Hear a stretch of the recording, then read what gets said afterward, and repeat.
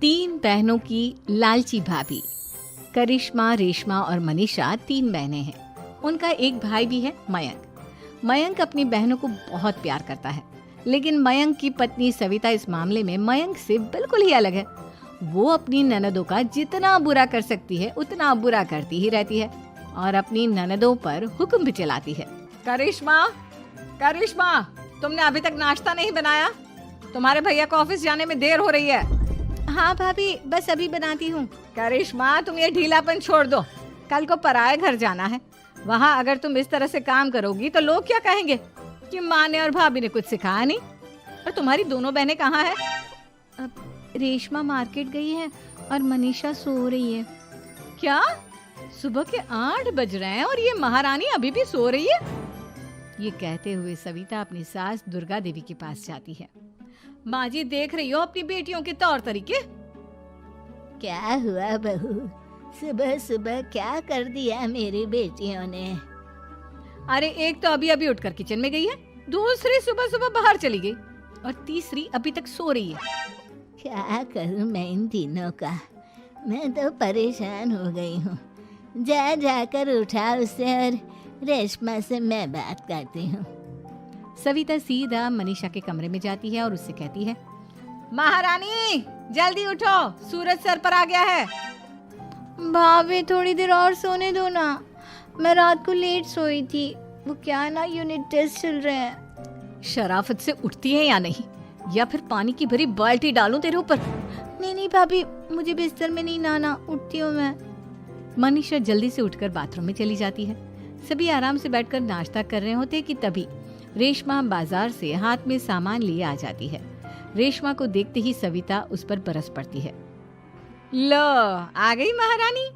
ऐसा भी क्या सामान लाना था जो सुबह आंख मलते ही बाजार की तरफ रवाना हो गई? भाभी, कल आप ही तो चीख रही थी कि घर का सारा सामान मुझे ही लाना पड़ता है, घर में किसी को भी किसी काम से कोई लेना देना नहीं है। अब मैं बाजार जाकर सामान ले आई तो आपको इस बात से भी तकलीफ हो रही है?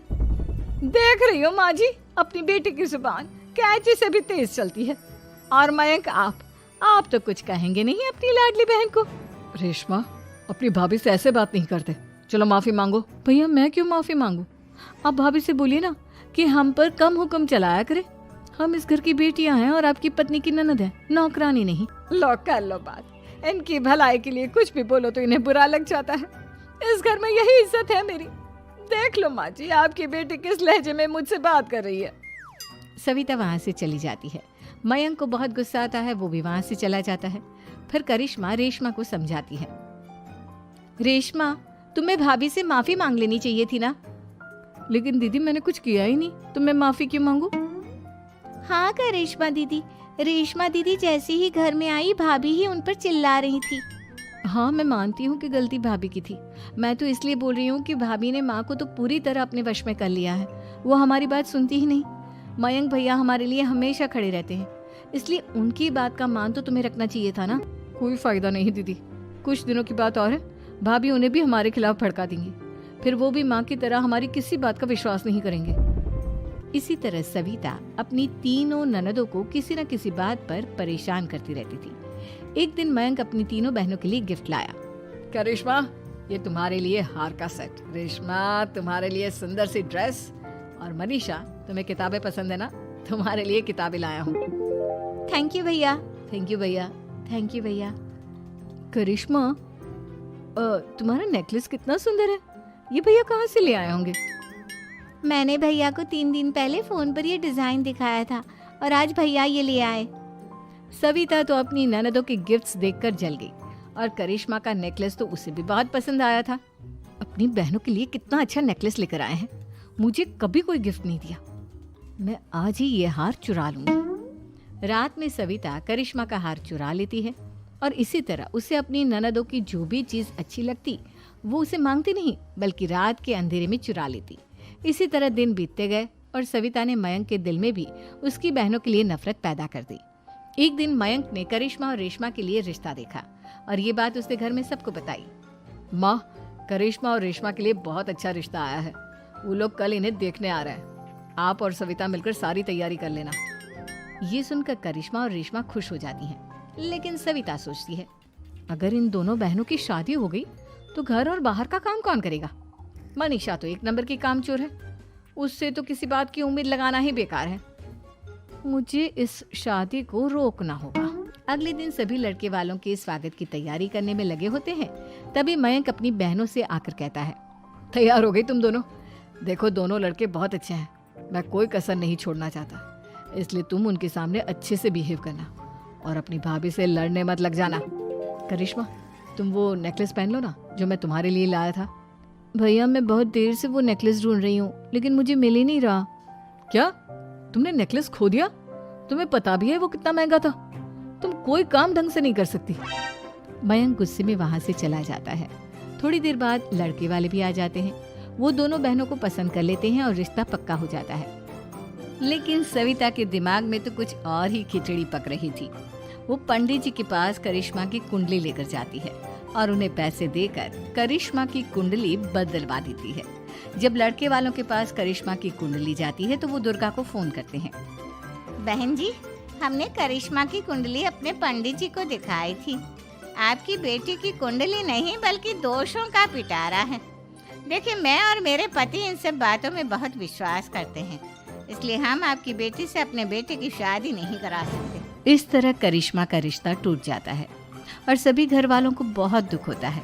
अब कविता सोचती है, चलो करिश्मा का तो रिश्ता टूट गया, अब रेशमा का भी रिश्ता तोड़ना है। क्या करूं? अब सविता आवाज बदलकर किसी अननोन नंबर से रेशमा के होने वाले ससुराल में फोन करती है। हेलो, मैं कौन हूँ कौन नहीं ये आपके लिए जानना जरूरी नहीं। बस इतना सुन लो कि रेशमा का 2 साल से किसी के साथ अफेयर चल रहा है। बस रेशमा का रिश्ता तोड़वाने के लिए सविता का इतना कहना काफी था। अब रेशमा का भी रिश्ता टूट गया। मयंक और दुर्गा देवी ने रेशमा को खूब खरी खोटी सुनाई और उससे बार बार उस लड़के के बारे में पूछने लगी। आप दोनों मुझे क्यों परेशान कर रहे हो? अरे कोई लड़का होगा मेरी लाइफ में तो मैं बताऊंगी ना, जब कोई है ही नहीं तो कहाँ से लाऊं मैं कोई लड़का?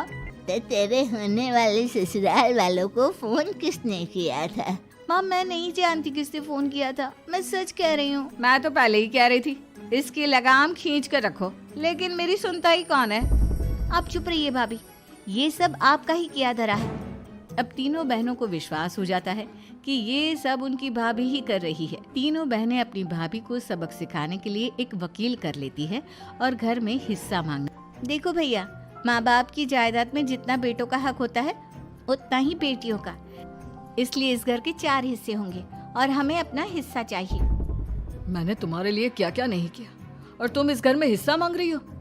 भैया, आप और माँ हम बहनों की कोई बात नहीं सुनते हो और भाभी हमारी शादी नहीं होने देगी क्योंकि उन्हें लगता है कि आप हमारी शादी में ज्यादा पैसा लगाओगे और उन्हें हम जैसी फ्री की नौकरानी कहाँ मिलेगी। तो हम भाभी के साथ तो रह नहीं सकते, हम बहनों को अपना हिस्सा चाहिए।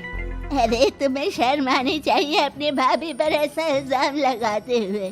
वो तुम्हारे बारे में कितना सोचती है। हाँ माँ, भाभी हमारे बारे में बहुत सोचती है, दिन रात बस यही सोचती रहती है कि किस तरह से अपनी तीनों ननदों को परेशान करूं और कभी मुझे पढ़ने भी नहीं देती। दोनों बहनों का रिश्ता भी तो इन्होंने ही तोड़वाया है और रात में हमारे कमरे में आकर हमारी चीजें भी चुराती हैं। इसी तरह सविता की तीनों ननदें अपनी बात पर अड़ी रही। अब कोर्ट में तारीख भी शुरू हो गई। जब सविता को लगा कि उसकी तीनों ननद इतनी आसानी से नहीं मानने वाली, तो उसने अपने पति और सास को सारी सच्चाई बता दी और अपनी तीनों ननद से माफी मांगी। मयंक और दुर्गा को भी अपनी गलती का एहसास हो गया। अब सविता खुद करिश्मा और रेशमा के लिए अच्छा रिश्ता ढूंढती है और उनकी शादी करवाती है।